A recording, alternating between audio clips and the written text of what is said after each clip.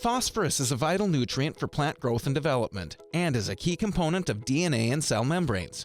Every farmer should follow best practices with this primary nutrient to prevent any deficiency throughout the season. When we think about macronutrients, we can't think about those without thinking about phosphorus in our crop production systems. Phosphorus is going to be essential in that early root development of that plant. We're going to want that in there for flowering and overall health of that early seedling and that vigor that we're going to have coming up out of the soil. Some of the things that we can look at when we look at the deficiencies on phosphorus is that early stunted growth of the plant having a dark green to purplish color to it. It's going to be essential to look for these things in years that we've either planted early or we have those cold, wet conditions right off the bat. Phosphorus is important for a good foundation, a good root system. Phosphorus deficiency, stunted plants, long-term is going to definitely affect your overall yield. When we start to see phosphorus deficiency in the plant, we know we're already costing ourselves some yield. When we look at phosphorus and other things that could cause issues with our phosphorus, we want to look at things like the environmental conditions. So again, is it cold and wet out there?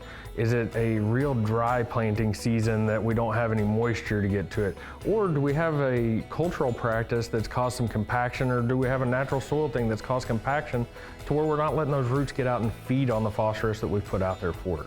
A couple ways we can have prevention is, again, looking at our soil test, seeing where we're starting out at. We want to make sure that we have proper soil test levels of phosphorus in our soil. Other things we can do besides just the soil test is our proper fertility, making sure we maintain those levels where they're at.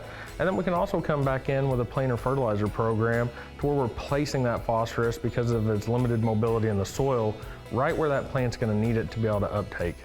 We want to make sure we get that phosphorus close to the root zone as we can. So maybe a side dress application, maybe a wide drop type of application where we can place that phosphorus close to the root zone, because we know phosphorus doesn't move very well in the soil, so we can make it locationally available to the plant. Phosphorus deficiencies in a crop such as alfalfa can be addressed with a foliar application. Timing-wise, we probably want to do that a little earlier. I like to say when that alfalfa is about pop can high, we can hit that with a good foliar application and address those deficiencies and help that crop.